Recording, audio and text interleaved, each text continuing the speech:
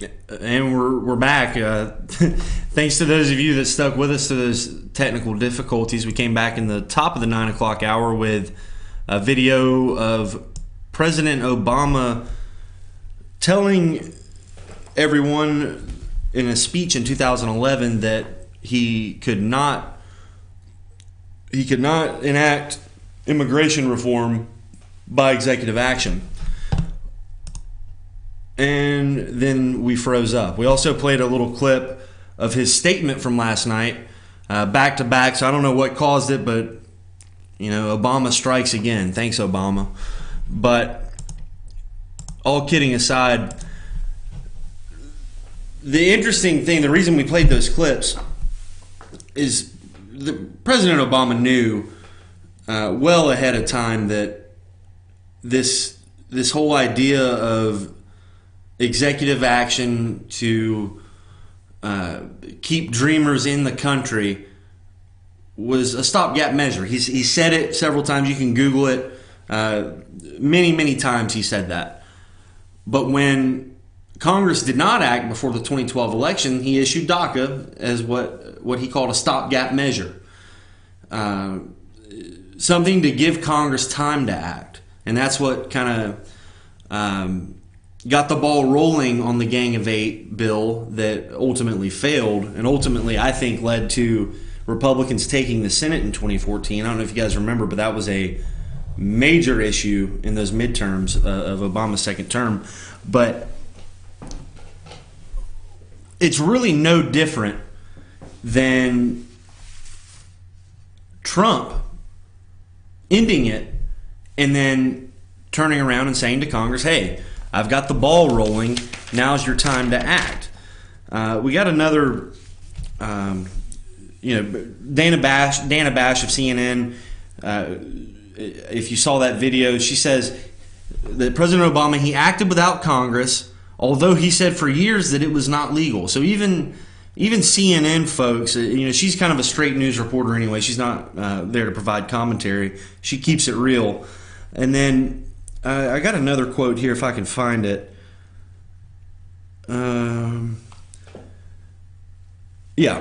Let's see here. Don Lemon said, if you don't want to listen to the words, just listen to the policies that have put into place, mostly by executive action that they've said now was illegal when President Obama did it. But when this president does it in executive action, it's all of a sudden not illegal and should be law. It's hypocritical. That, my friends, is the biggest problem in media today, is we have people on television who are stupid. And I don't mean that in the sense that Don Lemon has made a nice way for himself in life. He's host on prime time. He gets fairly decent ratings, probably more than me. But for him to go and try to be an authority on the law and how things work, he looks at it through such a partisan lens. When he says they've said it was illegal when Obama did it, but now that Trump does it, it's okay. Well, that's because Obama added policy himself. He created something. Whereas Trump is using an executive order to rescind what was illegal. So it's kind of a hole in that argument. It's a flawed argument, and it really makes zero sense, especially in relation to the context that Don Lemon meant it. He followed it up with, it's just flat out discrimination and only white people are welcome here, which is very, very dangerous territory. And honestly, it speaks to a larger problem, a larger phenomenon we have going on in our country right now. They will have you believe, when I say they, I mean the left, Democrats, the media, academia, Hollywood, they will have you believe not only that Republicans are somehow now the KKK and anyone who supported Donald Trump is a neo-Nazi or a Klan member. Spoiler alert, I voted for Trump and I've never met a KKK person or a neo-Nazi. I did know one guy in high school that went to prison, but I think he had to get the tattoo, but I don't really talk to him. But aside from that, they've they've got these folks thinking that there really is some sort of fascist movement, that Trump really is Hitler. And I often wonder, when you add it all up with Russia and the scandals that are going on, why are they doing this? Why? At first I thought it was because they're out of power. But when you think about how many seats Republicans have taken back and how dangerous the Senate map is in 2018 for Democrats, they're on a wing and a prayer here. They're on their last leg. And it's amazing that the party of Indian removal, Andrew Jackson, father of the party, they're also the party of slavery. They are the party of rebellion and secession, seceded from the country, started a war. We all know about that. They were the party of black codes, poll taxes, Jim Crow. They were the party of segregation. They survived all of that. They were the party of the Vietnam War, Lyndon Johnson. They survived every bit of that, but not until now, with President Barack Obama's 8 years, not until now have they been so endangered. And it's fascinating to me. I'm a political junkie. It's very reminiscent of what happened in the 1850s when the Democrats were able to eliminate the Whigs. The Whigs were, it was a two-party system.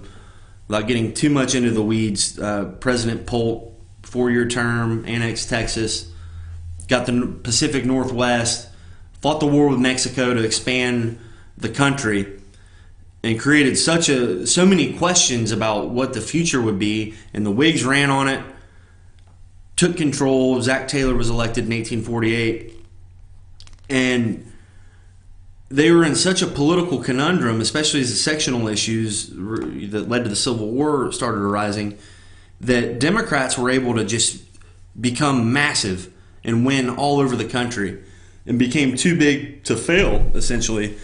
And the Whigs were never heard from again. And the reason I bring that up is that's when the Republicans came along. That's when the industrialists of the North, big cities, Chicago, New York, started running. Abraham Lincoln was elected as a senator and then obviously won in 1860. And they boxed out the Whigs, but the Democrats became so big back then that they split. They were it's like they were too big, kind of like how Republicans are now. And it led to the famous split at the 1860 convention. They had 2 nominating conventions that led to 5 candidates on the ballot in some states for president, and led to Lincoln's victory despite not receiving a single vote in the South. Abraham Lincoln wasn't even on the ballot in the South, which we'll do a history segment some other time. But why that's relevant for today is the Democrats are a lot like the Whigs. Republicans, starting at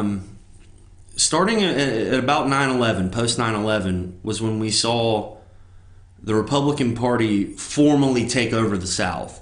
As far as, they'd been voting off and on for Republican presidential candidates for years, going back, as far as Theodore Roosevelt in some cases, but Harding had some support in the 20s, as did Coolidge, but not really firm support until we get into Eisenhower, and then Nixon blew the door open. But then, Jimmy Carter, the South, he carried the South. Ronald Reagan, then, as a Republican, carried the South. Bill Clinton carried the South as a Democrat. So it was very much back and forth battleground for decades, for an entire generation even. It wasn't until the post-Clinton years and post 9/11 that state houses and governorships constitutional officers in southern states went Republican. And that set off this massive shift where come 2010, for the first time since Reconstruction, but that I don't really count that because Republicans were elected, but that was when most of the southern population wasn't allowed to vote yet because of the war. So for the first time around 2010, you have Republicans controlling state houses, which means they get to gerrymander. They get to draw the lines for Congress, which has led now to these super majorities in state houses, majorities in Congress, and I think this is going to be continued majorities in Congress, quite frankly, that have boxed in Democrats to where they're just a regional urban party. If you watch CNN, and MSNBC does this too, they have abandoned the practice. Whenever they have a Democrat on the air, it used to say, who's an example? John Lewis, for instance. It would say Rep. John Lewis, and then in parentheses, D-GA, Democrat from Georgia. But now 3/4 of the Democrats in Congress are either from California or New England, and the rest are from big city urban areas. Hardly any rural Democrats. I think Sanford Bishop from Southwest Georgia might be one of the only ones. There's folks from Alabama, Mississippi, Louisiana, but only a handful. And the reason that that's relevant is back to CNN, MSNBC. Now they'll just say Rep. John Lewis, Democrat, and then they'll say like his committee or what he's there to talk about. They won't even say the state anymore because they know what's going on. They know that it's a dying party, but they can't admit that because, as we know from just the election, I mean their strategy is to completely double down on everything they said about Trump leading up to the election with the hopes that somehow the people will believe them. But I mean, no one's, number one, no one's really even watching anymore, and number two, people see right through it, and they're just so embarrassingly out of touch. We'll circle back to what we opened the segment before the technical difficulties. In his statement, President Obama said that Trump acted without Congress. Oh, wait, no, I'm sorry. Let me find it.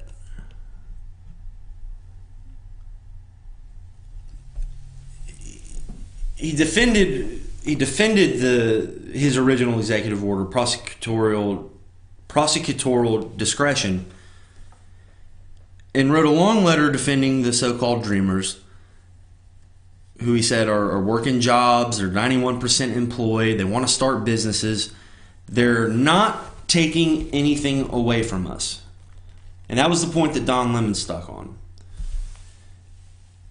And why this is relevant, and how it kind of proves how out of touch the left and the media is with everyday average Americans in flyover states, is that it just seems so arrogant to say, they're all employed, 91% of them. They're all starting small businesses.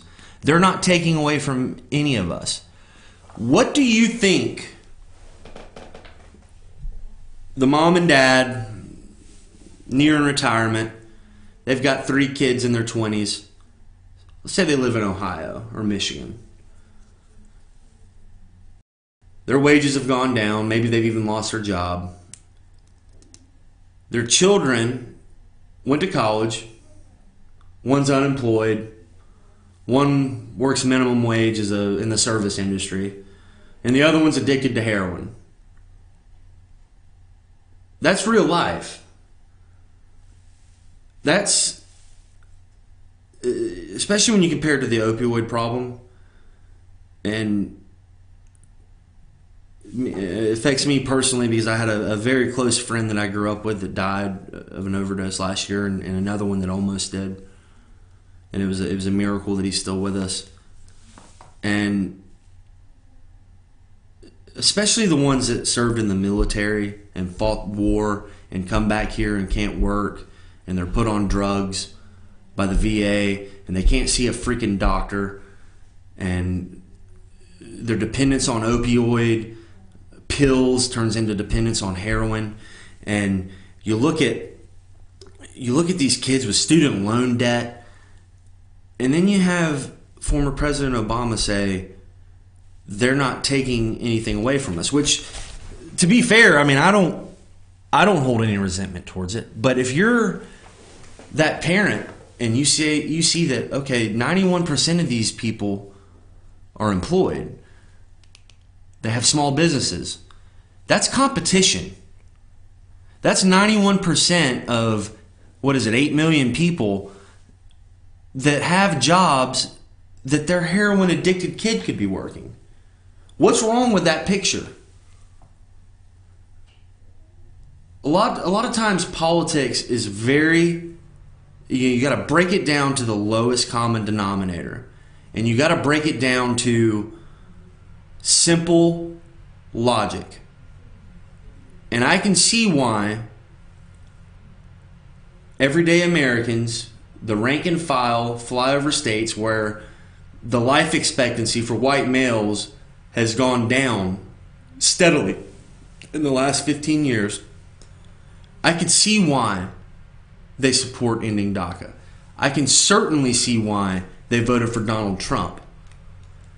And for the left-wing media constantly trying to persuade viciously that anyone who voted that way made the wrong decision, it's just constantly out of touch, and they know they're not getting through to people, and that's what scares me. Like what BKP said yesterday about the threat from North Korea, but there's also a very real battle from within. And the more unhinged these people become, these people with the blue check marks on Twitter, like Jennifer Rubin, the ugly, inhumane GOP, Fareed Zakaria, they're playing on people's fear, even though that's exactly what he's doing. Michael Gillette, 91% of dreamers, $400 billion in GDP. If they're deported, it's just racism. Is it though? I don't know. Luckily, we have elections and we get to choose that. And although some people never want to accept that, it's how this country works. And we're going to have another one here in about a year, and we're going to get into that when we come back. Take us to break, Sam.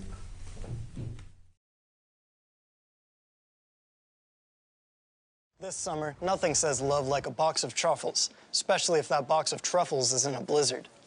This is all my favorite truffles. Fudge, caramel, and peanut butter. It's like a surprise in every bite. Bet you're full of surprises. Actually, I'm full of chicken strips. Just had my break. You're cute. Still got it. The new Triple Truffle Blizzard Treat with fudge, peanut butter, and caramel truffles. Welcome to Dairy Queen. Enjoy a $1 Misty Slush and more.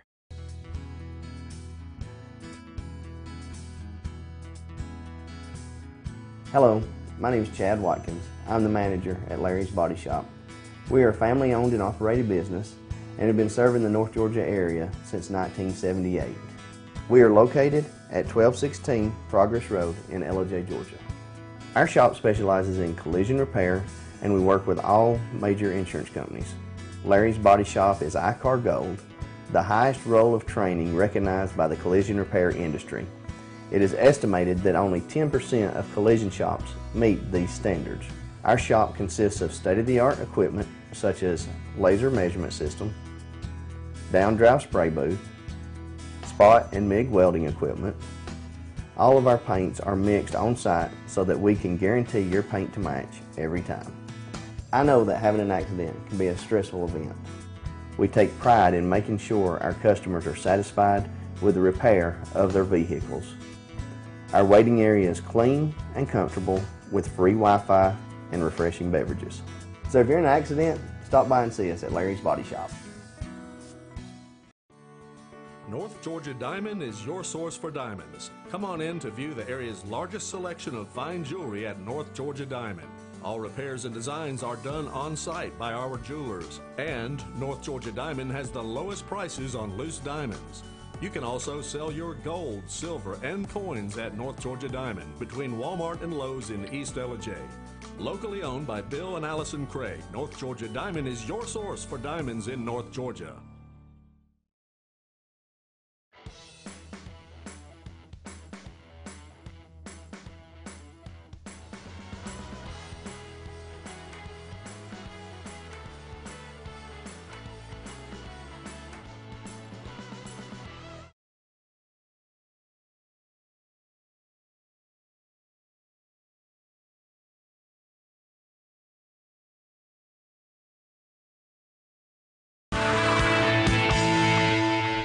We are 10 months removed from the election.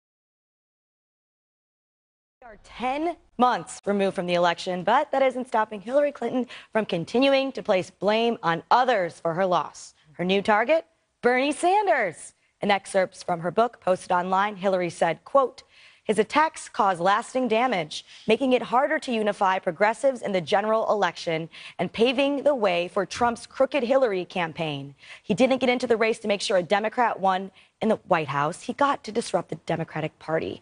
I'm proud to be a Democrat, and I wish Bernie were too." A primary. Well, there you have it there. Welcome back. I'm your guest host today, Richie Stone, in for BKP. It is Wednesday, September 6th, and we are coming at you live from FYNTV World Headquarters. This is Good Morning from the Office, and that clip, thanks to the folks at the Fox News Specialist, Cat Temp, one of my favorites. And this new Hillary Clinton book is out, What Happened. I know we teased a little bit in the first hour. I mean, it's just comical. I made sure that we played the laughter because we went over the list of all the folks she's blamed. And now she's in the stage of grief where she's going after Bernie and what she calls the Bernie bros, calling them violent, sexist, you name it. Basically everything she calls Trump supporters, which kind of seems like an oxymoron. But, you know, ironically enough, she might have a little bit of a point because when we see Antifa, I think that's the Bernie crowd, the communist socialists. But picking up on a point before we left for break about how the Democrats are, to say the least, in trouble. They are looking at a tough map in 2018, states that Donald Trump won, from Ohio to West Virginia to the Dakotas to Montana, Florida, Wisconsin, Michigan. The list goes on and on and on. And they're at a point where they got to choose one side or the other. Are they going to keep going to the left like they did during the Obama years, knowing that they lost historically, and keep going left and figure out that they're eating their own, if you will? Or do they try to be moderate, which plays into this whole DACA thing, because there is certainly a part of the party that wants to be moderate. I think guys like Dick Durbin, folks that have been around a while, and especially the senators from the states that Trump won, that will try to maybe rein the party in a little bit. Because, I mean, this whole thing with Hillary Clinton, number one, it's out of control. I mean, she's one of those people, I think, that just can't stand not being part of the mix. You know, they love to say that Donald Trump loves to be in the news cycle. Donald Trump loves all the attention. That's why he pardoned Arpaio on the night a hurricane hit. But let's be honest, Hillary Clinton, and for that matter, Barack Obama, they're the same. They're both the same, but they get a pass from the media. You know, somebody will say, you know, in an argument, somebody will be like, well, Obama did this or Hillary did that, and the media will quick to fire back. Oh, well, he's not the president anymore, or she lost. She's not the president. Why are you bringing her up? Why you bring him up? Well, it's because you do. You meaning the media. They love getting these snippets from everyone. This morning, our buddy Jeff Zeleny, Mr. What Enchanted You the Most, was reading an excerpt from the book, and you would have thought he was reading fairy tales to the royal family. I mean, he had his narrative voice on.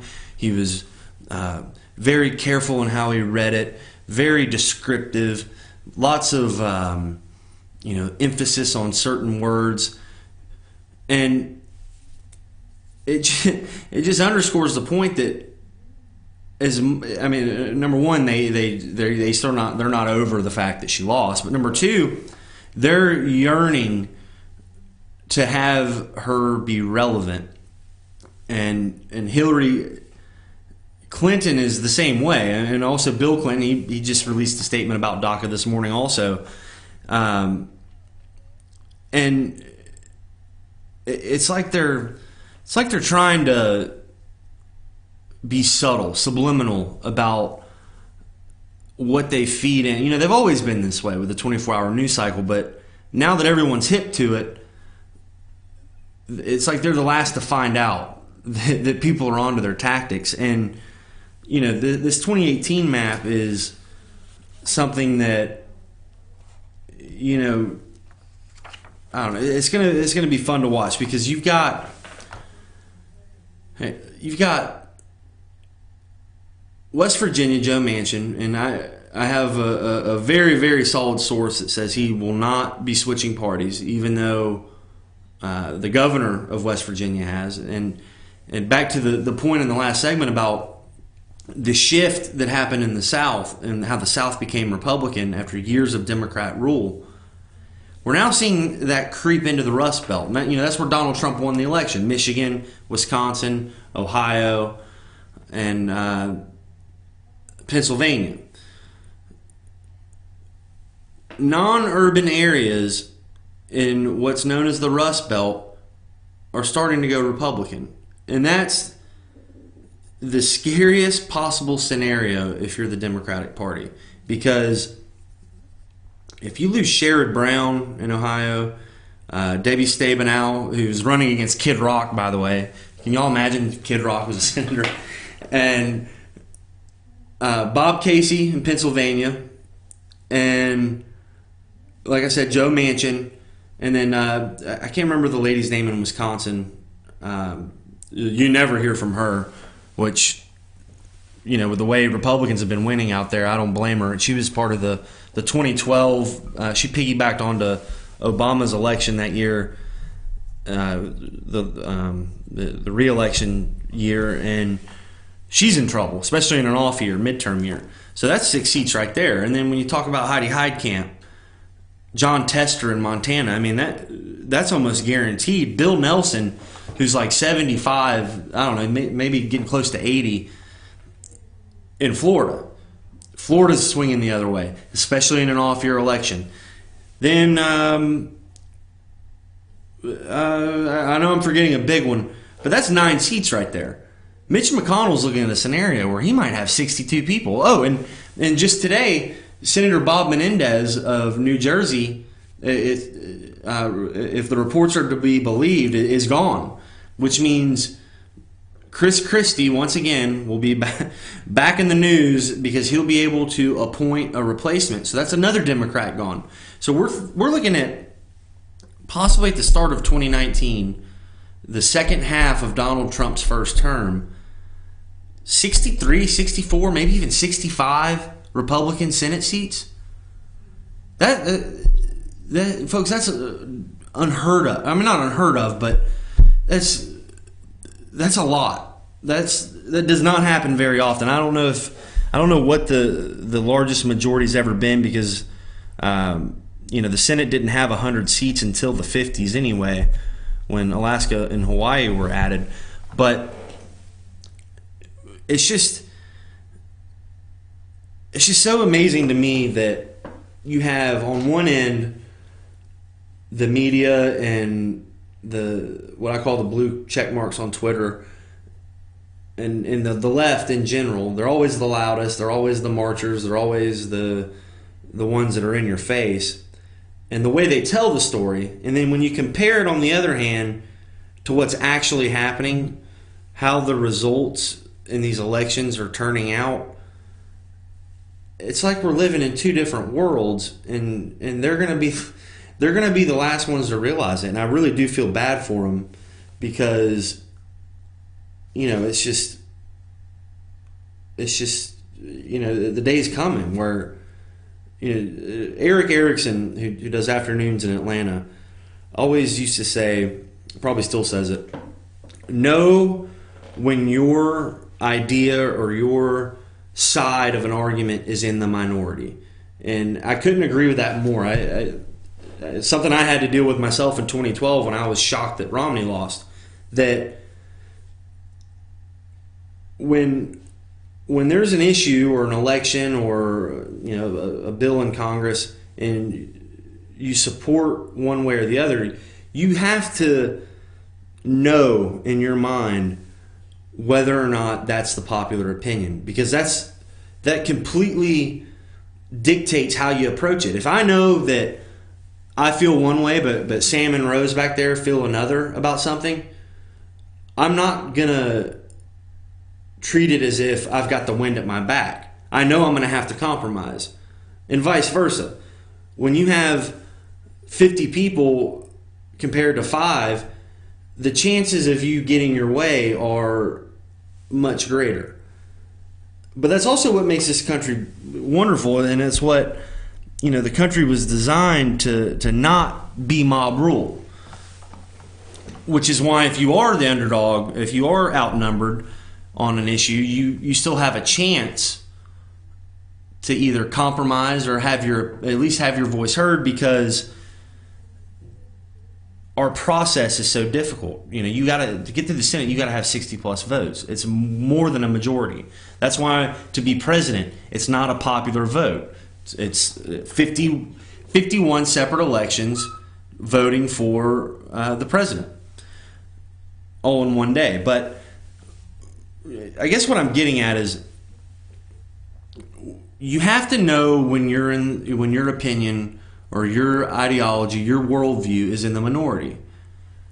And for the media, this really goes back to, I think, the Bush years, 2004, when they really did think, they were absolutely certain that John Kerry was going to beat George W. Bush. The war was unpopular by that point. The media made it that way. They had convinced half the country that there were no weapons of mass destruction, which, for all we know, there were, and then they left. Hint, hint, North Korea right now. Where did those come from? And then there's, in that election, Michael Moore comes out with Fahrenheit 9/11. It was massively popular. And they thought the tide was going their way, but it wasn't. It was a very close election. It swung on Ohio, and many people thought, up until late in the evening, that into that next Wednesday, that Kerry still might pull it off. But that was when the left started getting really aggressive, especially when they lost that one. They were livid over what they called swift voting. We all remember that, where despite the fact that George W. Bush was in the National Guard, and despite the fact John Kerry was in combat on a riverboat in Vietnam, they were able to turn the tables on Kerry and make it, question his war record, and make it seem as if he was fudging on his record. Even, and I think they might have been right. I mean, he wasn't, he went out there trying to make it sound like he was G.I. Joe, when in reality it was more like, I don't know, he was in combat, but he wasn't what he made himself out to be. But what politician doesn't do that? But they were so livid over the way that happened, that they just went all out on him, on Bush in 2006 for the midterms. Democrats took Congress. And then 2008, that election between McCain and Obama was really Obama versus Bush. Obama ran on Bush's record the entire time, and it worked. Much like what Trump did running against Obama's record. So the wins were at the backs of Democrats, the media, liberals. They made major victories in 2008. And they were the majority. They had the conscience of the people. But as Obama's second term started unwinding, and there was a major shift in media, how we got our news. People kind of, I say the bubble burst. People got out of the bubble. People started looking at alternative news sources, a lot more conversations between folks, like on Facebook, message board style interaction, where, instead of just listening to the guy on CNN, you had 5 people that you know and respect have a conversation about politics from all different sides, which enabled you to, come up with your own decision. And this crazy thing called Google, where you can take what these people say and say, okay, I don't know if Johnny knows what he's talking about. Oh, Johnny's right, but Peter's always right. Oh no, Peter was wrong. How about that? So the Democrats still relied on their old model, and this goes back to Hillary Clinton's book, where the excerpt that came out today about her matchup with Trump, where she bemoaned the fact that she ran a traditional campaign. She did what you were supposed to do. She did went through the proper channels of how presidents usually run races, whereas Trump broke all the rules. He was calling into shows and on Twitter, and it's almost as if that took the Democrats by complete surprise, and that they kind of got held back and didn't realize that they were no longer in the majority with their opinions, and they still haven't realized it. And that's what I think some are starting to realize, especially the ones in red states, especially the ones in states where Trump won. You look at a guy like Tim Ryan, who challenged Pelosi for the speakership. They're starting to realize it. They realize there's no economic message other than, Bernie Sanders' message of nationalizing everything. And they realize that the platform isn't feasible. So going forward, they're really running the risk of becoming extinct as a party. And that's crazy, considering the fact that they survived Indian removal, slavery, starting the Civil War, Jim Crow, segregation, Vietnam. But it's this mismanagement that might be the death of them. So we'll see. We're going to take one last break, come back for some final thoughts. You are watching Good Morning from the Office here on FYNTV.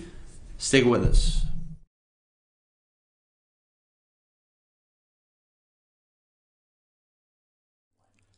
In 1981, Reed Nicholson began selling tires out of an old barn in Mineral Bluff. Little did he know that he had just laid the groundwork for the most trusted names in automotive services in the Blue Ridge area. In 1997, Nicholson Tire Center became what it is today, holding the same values of faith, family, and great customer service. 2 locations to serve you, and the Blue Ridge location is currently expanding to offer fast service and the largest U-Haul provider in Georgia. Nicholson Tire Center, Blue Ridge, and Mineral Bluff.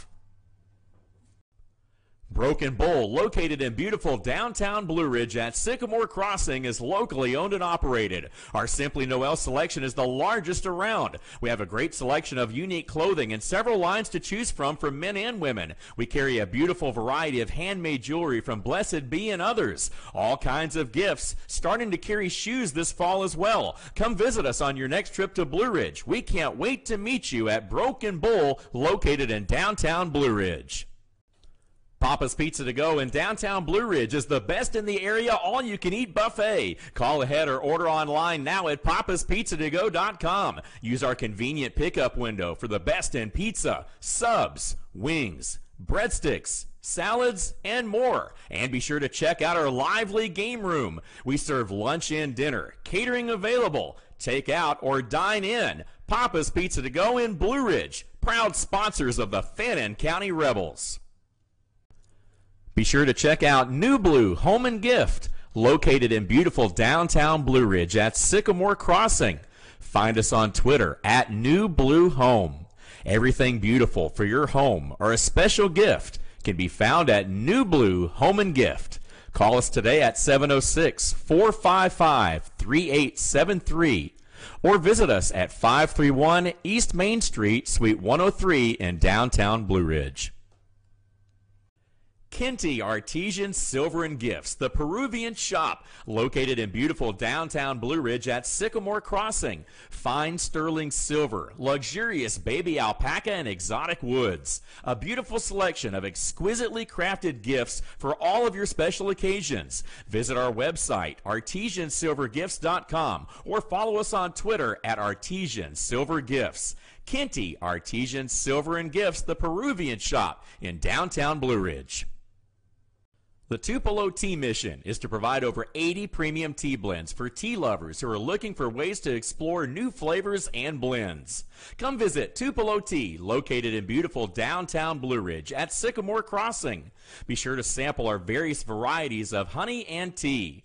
Visit us on the web at tupelotea.com or call us at 706-946-TEAS. That's TEAS. Tupelo Tea, located in beautiful downtown Blue Ridge.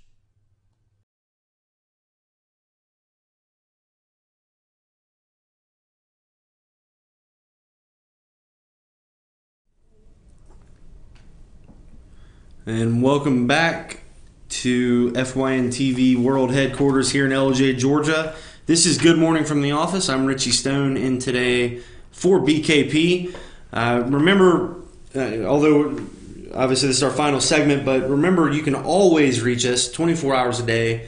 Fetch Your News, at FYNTV, at Team FYN Sports for our sports fans, for our prep sports audience. And you can email us, chief at Fetch Your News, and then during show hours, 706-889-9700. You can send us a text, give us a call. We're always excited to hear from you. And just to wrap up, we've got about 5 minutes. Some things that have broken here in the last hour or so. New York State is filing a lawsuit to protect DACA. We probably knew that was going to happen. There would be it's kind of the back and forth. The federal government is choosing not to continue its case to make DACA legal. So now we'll have state governments. Basically, it's a role reversal. State governments will now take on the role that the Obama administration now had, and the Trump administration will take on the role that states like Texas once had. So obviously not the end of this, but Congress can just end it all and get together and create a bill that will be palatable to everyone. And I love to rag on old Lindsey Graham, and the fact I still laugh really hard when I think about Donald Trump giving Lindsey Graham's cell phone number out. But I have to commend him for taking the initiative here and wanting to. I think part of it's because he likes the attention, but at the same time, this is the time for bipartisanship. This is the time for Americans to come together, and hopefully the media will let that happen. Big story of the day, though, and I think it's going to be the story of the week and possibly the month, is Hurricane Irma. It's now, let me look here, I got the story pulled up. It has made landfall in the Caribbean. They are calling it the apocalyptic hurricane from USA Today. Washington Post, may God protect us all, quotes from the Puerto Rican governor. So it's pretty serious, and we're going to probably see some of the effects of that. We still don't know exactly where it's going to go, but I mean, look at that sucker. That thing is huge. And thoughts and prayers with anyone in the path, those that are going through it right now, those that will be in its path in the future. Just any piece of advice I can give is, not that anyone needs my advice, but just be prepared. Have your gas, have your groceries, have your water, because there's probably going to be power outages everywhere. We'll have more on that. Stay with us on FetchYourNews.com. Follow our Twitter, Facebook. Tentatively, BKB will be back tomorrow and Friday, and tentatively, depending on weather, we will be at Sycamore Crossing on Friday up in Blue Ridge. We love going up there. We didn't get the chance last week due to weather, so hopefully it will cooperate and we'll be there. And finally, just a bit from a personal note, I'd like to thank the viewers. We got a lot going on here, and it's something that I'm personally passionate about. I love reporting on the news, talking about politics, and none of it would be possible without the folks we have locked in that follow us, and it's growing. So tell your friends about it. News is changing, and we pride ourselves in being the voice for rural America, especially here in North Georgia. And on that note, we're going to take it out. But I'd just like to once again reiterate that we got something really special here, and we're excited about where it's going. And it wouldn't be possible without you all out there. So for that, I say thank you. That'll do it. We'll see you in the morning.